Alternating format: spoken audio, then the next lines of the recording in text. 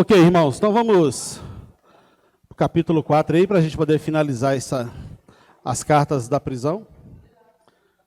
Pediu o Anísio aí para ler para mim. Como a gente já explicou o versículo 1, pode ler, Anísio, do versículo 2 até o 6, por favor. Dediquem-se à oração, estejam alertas e sejam agradecidos. Ao mesmo tempo, orem também por nós, para que Deus abra uma porta para a nossa mensagem, a fim de que possamos proclamar o ministério de Cristo, pelo qual estou preso. Orem para que eu possa manifestá-lo abertamente, como me cumpre fazê-lo. Sejam sábios no procedimento para com os de fora. Aproveitem ao máximo todas as oportunidades. O seu falar seja sempre agradável e temperado com sal, para que saibam como responder a cada um. Ok, então, né, essa versão aqui fala, sejam constantes, né, na oração. Que ela os mantenha vigilantes.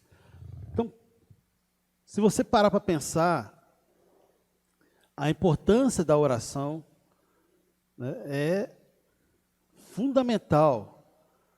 Porque se você é constante na oração, se você é constante na fala, no conversar com Deus, com o Pai, né, com o Filho, com o Espírito Santo, você vai se manter vigilante, dando graças a Deus. Ao mesmo tempo, peçam por nós. Aí Paulo também está pedindo, né? Peçam por nós, para que Deus nos abra uma porta para a pregação, a fim de anunciarmos o mistério de Cristo, por quem estou preso. Interessante, né?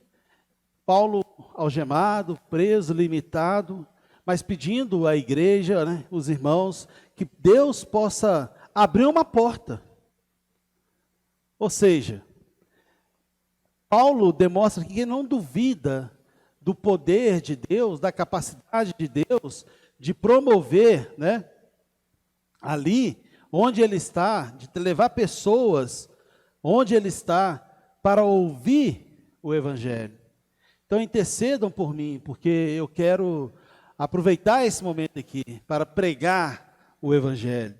Então Paulo convida os cristãos a orarem e tratarem os não cristãos com amabilidade e sabedoria. Bem bacana, né? Perseverai-vos na oração, vigiando-vos em ação de graça, suplicai ao mesmo tempo também por nós, para que Deus abra a porta, a palavra, a fim de falarmos do mistério de Cristo, pelo qual também estou algemado, para que eu manifeste como devo fazer. Ou seja, quando Paulo pede, ele está pedindo por quem? Ele está pedindo por aqueles que ainda não o conhecem. Que Deus possa abrir uma porta. Então, tratar as pessoas com amabilidade, ok? Com sabedoria. No contexto da carta, né, essa atitude significa testemunhar e defender a fé cristã. Testemunhar e defender a fé cristã é o que Paulo encoraja os colossenses a fazer. Defender a fé cristã contra o quê? Testemunhar contra o quê? Contra doutrinas e práticas que podem desfigurar. Ou seja, judaísmo, paganismo. Defende a fé cristã em cima dessas coisas. O que você aprendeu, o que você ouviu, quem é Cristo, manifeste isso, faça esse bom combate em cima disso, e que prevaleça a vontade de Cristo. Ore por nós, para que as portas possam abrir, pensando em outras pessoas, tratar as pessoas com amabilidade, né, com amor e com sabedoria. Sabe, às vezes a igreja está aqui, a gente pede muito por quem? A gente intercede por quem? A gente suplica por quem? Será que é só pelo nosso grupo, pelo crescimento aqui do grupo, pelas coisas do grupo? Ou está pedindo pelas pessoas que estão ao redor, que elas possam, que Deus possa abrir portas, que Deus possa mover, que Deus possa fazer com que a gente chegue e leve essa novidade de vida, leve a palavra até eles. E que toda honra e glória seja dada a Deus, né? Que Deus seja honrado e glorificado. O versículo 5, né? Portai-vos com sabedoria para os que são de fora. Aproveitai as oportunidades. A vossa palavra seja sempre agradável, temperada com sal, para serdes como deveis responder a cada um. Aí ele continua, versículo 7. Quanto à minha situação, Tíquico, irmão amado e fiel ministro, conservo no Senhor, de tudo vos informará.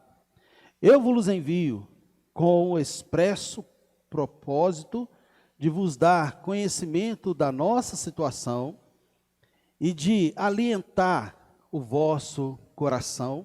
Em sua companhia vos envio Onésimo, o fiel e amado irmão, que é do vosso meio. Ele vos farão saber tudo o que por aqui ocorre. Ou seja, Tíquico é provavelmente o portador dessa carta, tá? E também da carta de Éfeso, conforme o capítulo 6, versículo 20 lá de Efésios, lá está dizendo, né, que, citando Tíquico. Onésimo, quem que é o Onésimo? Quem lembra aí? O escravo fujão. Olha ele aí, ó.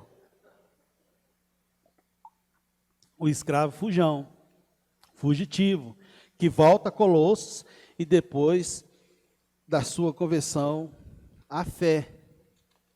Ok? Então ele está citando pessoas que são importantes para ele, pessoas que ajudam, pessoas que estão na obra, pessoas que estão ativos, tá? E ele continua dizendo, no 10, saúda-vos Aristarco, prisioneiro comigo, e Marcos, primo de Barnabé. Esse Marcos aí, ó, quem lembra que o problema que esse Marcos causou? É isso mesmo. Ele abandona, aí o que acontece? Houve um problema entre Paulo e Barnabé, porque depois ele queria voltar na segunda viagem, tipo assim, né? A primeira era para pregar, lançar a semente. Já na segunda, já seria para colher os frutos. Aí o Marcão queria ir.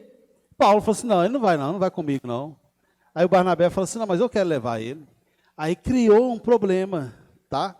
Entre Paulo e Barnabé, que por fim, Paulo foi para uma região e Barnabé foi para outra. Paulo foi com Silas, parece, e Barnabé foi com o Marcos. Mas o que é interessante, que não foi alimentada ali uma raiva entre eles. Tanto é que agora, na carta aos Colossos, Paulo cita, né? E Marcos, primo de Barnabé, sobre quem recebeste instruções, se ele for ter convosco, acolhei-vos. Olha aí, o verso 11. E Jesus, não é o Jesus, tá, irmãos? E Jesus, conhecido por justo, os quais são os únicos da circuncisão que cooperam pessoalmente comigo pelo reino de Deus. Eles têm sido o meu linetivo. Tem uma palavra diferente aí, nesse final desse versículo 11 aí. Hã? Fonte de ânimo. Olha que legal. Bem bacana, né? Assim, o respeito que Paulo demonstra pelas pessoas, por aqueles que estão com ele, né? E Paulo reconhece o trabalho de cada um. Eles têm sido fonte de ânimo para mim. Bacana. Saúda-vos Epáfras, que é dentre vós, ó, servo de Cristo Jesus, o qual se esforça sobremaneira continuamente por vós nas orações, para que vos conserveis perfeitos e plenamente convictos em toda a vontade de Deus. Trabalho importante, né, de Epáfras, que não só foi o fundador, mas se entregou por aquela comunidade, que esforça sobremaneira, continuamente, né, por eles, nas orações. Para qual propósito, né? Quando a gente ora por alguém, tem que ter propósito. Sempre tem que lançar diante de Deus o propósito, os motivos, os porquês que você está orando. Que nem Epáfras orava para que eles conservassem perfeitos e plenamente convictos em toda a vontade de Deus. Ó. Olha que legal, tá? Então, aí você imagina como que era a oração de Epáfras em prol do povo de Colossos, ok? Olha o 13. E dele dou testemunho de que muitos se preocupa por vós, pelos de Laodiceia e pelos de Hierápolis. Então, a preocupação dele não era só pela congregação de Colossos, mas também de Laodiceia e Hierápolis. E é isso que eu falei mais cedo, né, no início da aula aqui. A gente precisa a gente tem que ter esse bom hábito, né, de ter uma comunicação, de ter um feedback entre as congregações,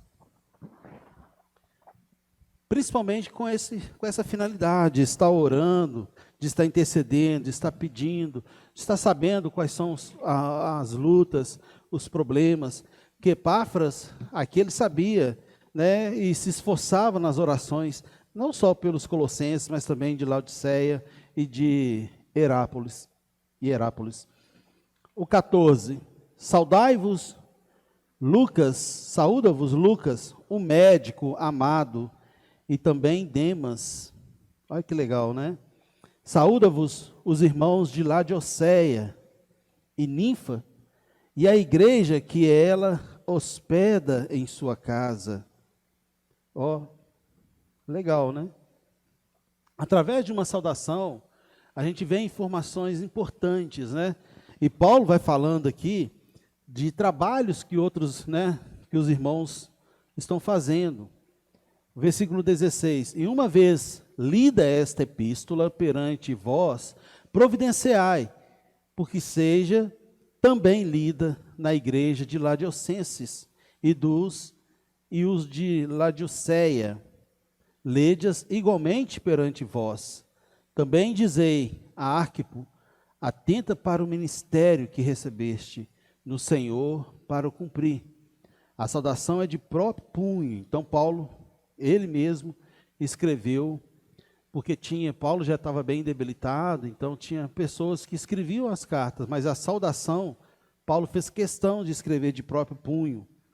Lembrai-vos das minhas algemas, a graça seja convosco. Ou seja, Aristarco, quando Paulo cita ele aí, natural de Tessalônica, tá em Atos 20, versículo 4, foi companheiro de Paulo na prisão. Marcos é o autor do segundo evangelho.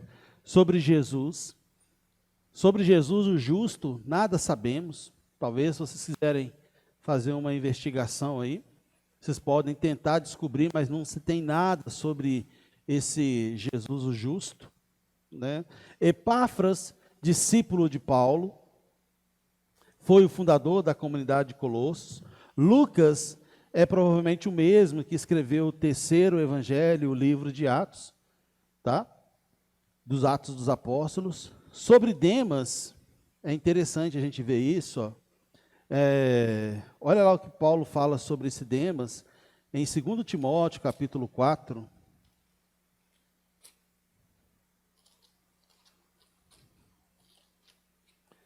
Segundo Timóteo, capítulo 4, versículo 10. O que Paulo cita Demas aqui? Cadê? Deixa eu achar aqui. Aqui na carta aos Colossenses, né? Eu perdi aqui qual versículo que Paulo cita o Demas. Ao 14. Saúda-vos Lucas, o médico amado, e também Demas, tá? E está dando saudação. Agora, já na carta, segundo Timóteo, capítulo 4, versículo 10, olha o que ele fala, né, o 9 e 10. Procura vir ter comigo depressa, porque Demas, tendo amado o presente século, me abandonou e se foi para Tessalônica. Crescente foi para a Galáxia, tá? Então, olha bem, né?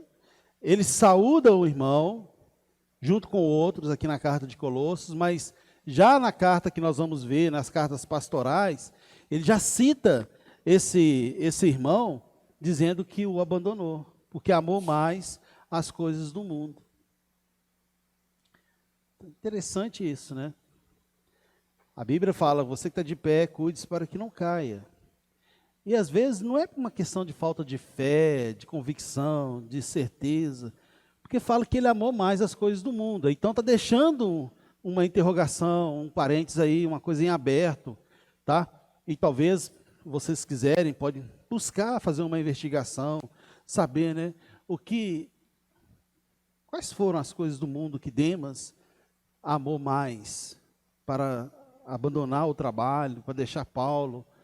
É uma questão de curiosidade, tá? E pode ajudar vocês num relacionamento, num trabalho, numa ajuda de alguém, uma pessoa. É legal essas investigações. Sobre ninfas, nada sabemos também. Arquipo, é bem provável que seja o filho de Filemão, porque lá em Filemão, a carta, né, de Filemão, no versículo 2, é citado o Arquipo. Vamos ver aqui, Filemão.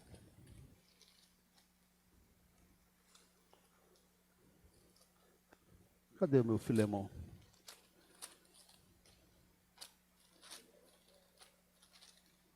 Hã? Não é? Achei, está depois de Tito aí. Ó, versículo 2. Né, é só... Filemão, versículo 2. E a irmã Áfia e a Arquipo, nosso companheiro de lutas, e a igreja que está em tua casa. Alguns, eu acho que até citei, quando a gente estudou essa carta aí, que provavelmente alguns acham que ele era o filho, né, de Filemão, e Arquia, que cita aqui, era a esposa dele.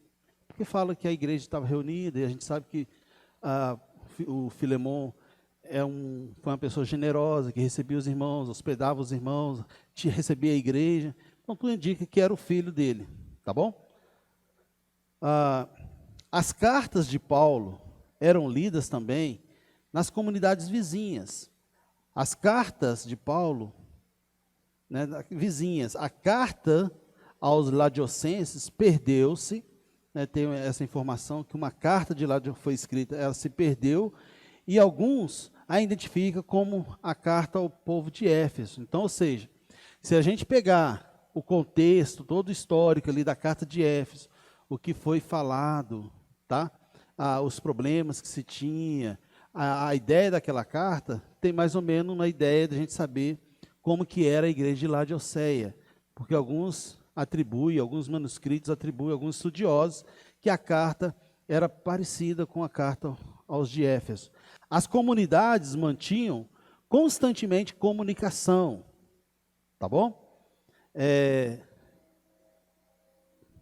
Testemunhando que a unidade da igreja se deve mais a um espírito de comunhão. Acho legal isso aí. Bem bacana isso aí, é para a gente poder pensar. A igreja ela é unida em Cristo. Há uma só fé, uma só igreja, um só batismo, é um só corpo, a igreja é unida. Somos uma só família. Mas, na prática, talvez a gente precise de melhorar isso, ok? Mostrar, testemunhar na prática que de fato nós somos uma só família, tá? Um só corpo. As comunidades mantinham constante comunicação. Então você pensa, Laodiceia, Hierápolis, Colossos, elas, apesar que eram separadas por alguns km, mas havia uma comunhão entre eles. Havia uma comunhão entre eles.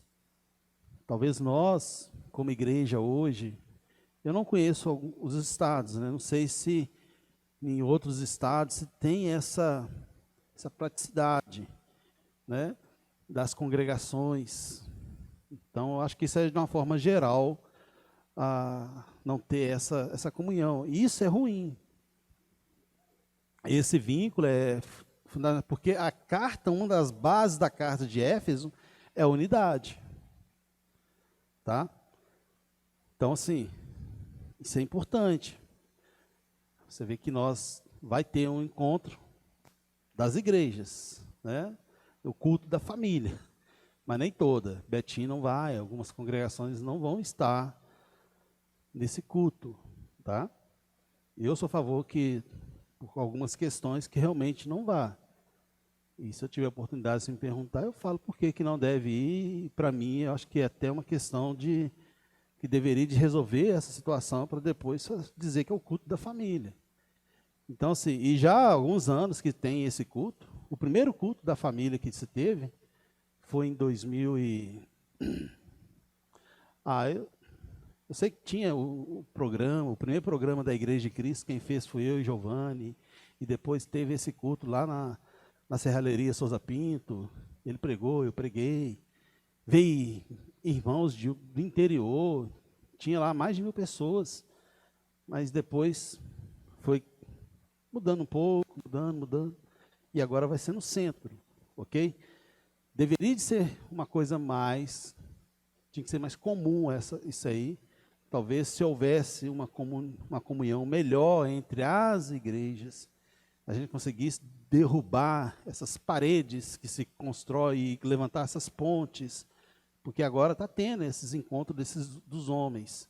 Eu não participo deles, mas não sei quais são os assuntos que são tratados, se esse é um assunto que tem em pauta, para estreitar mais, né, as igrejas, estreitar mais as comunidades. Nós tínhamos que trabalhar isso aí.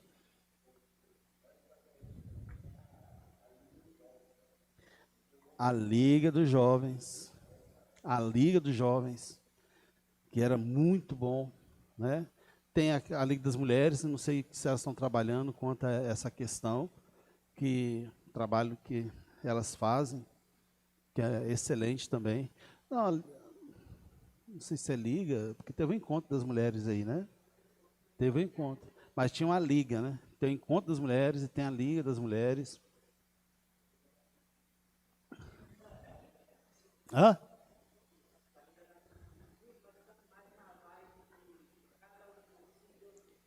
Pois é. E eu tenho medo disso, porque eu não sei se isso é uma coisa que Deus aprova.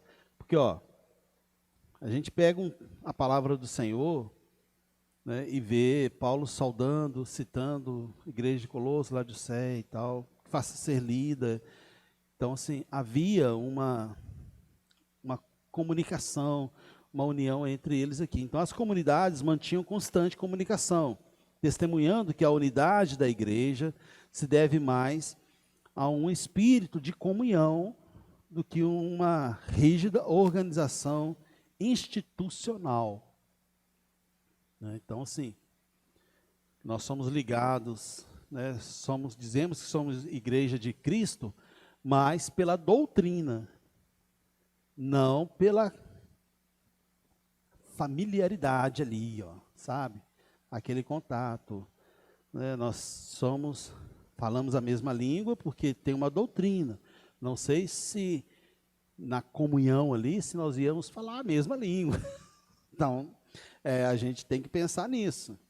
Um dos motivos de pensar que a carta aos Laodicenses se parece com a de Éfeso, que os motivos, né, um dos motivos era a multa unidade, né? Que a carta de Éfeso fala da unidade. Então, Paulo pede para que seja lida essa aqui na carta, porque querendo ou não, essa carta também, ela tentando desmistificar o secretismo, anular a ideia do paganismo, do judaísmo, e que prevaleça, né, o cristianismo, Cristo como cabeça, a igreja como corpo, e nós, dá o exemplo de um corpo de família, que há uma unidade, uma harmonia, que há submissão. Então, acho que tudo isso, tá, tem muito a ver com essa igreja que Paulo cita aqui.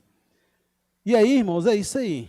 Tá? A gente encerra, finaliza essa carta do Colossenses. Né? Sempre Paulo finaliza suas cartas com saudações. Ele lembra dos irmãos, ele pede oração, motiva. Eu acho que isso traz um conforto tão bacana para a igreja, tá bom? E aí Paulo encerra, tá bom? Eu acredito que foi de grande valia para eles, eu acredito que a igreja aprendeu bastante, a igreja desenvolveu. Depois vocês podem aprofundar mais na história dessas igrejas, dessas regiões. Com certeza, essa palavra, ela não voltou vazia no coração daqueles irmãos, tá ok? E amanhã, então, a gente vai encerrar por agora, já vai dar 20 para meio-dia, não vou entrar. A gente vai entrar nas cartas pastorais, que é a 1 Pedro, depois eu tenho que olhar lá, ó, 1 Pedro, 1 Timóteo, acho que entra Tito e depois 2 Timóteo, tá bom? Não esqueça que é um homem, que Paulo vai dar a ele uma missão de organização, vai bater de frente com homens que também têm seus problemas, tá? Mas o propósito é organizar. Por que Deus deixou essa carta? Por que Paulo instruiu? Por que foi plantada essa carta para nós hoje? O que Deus quer com isso, né? O que Deus quer para as nossas vidas? O que Deus quer para nós como igreja, como um grupo, como uma comunidade? Tá? Então que desde já vocês estejam orando para que o Senhor nos conduza e que o Espírito nos revele qual é a boa, perfeita vontade de Deus para as nossas vidas, mediante a vislumbração das cartas pastorais. Beleza?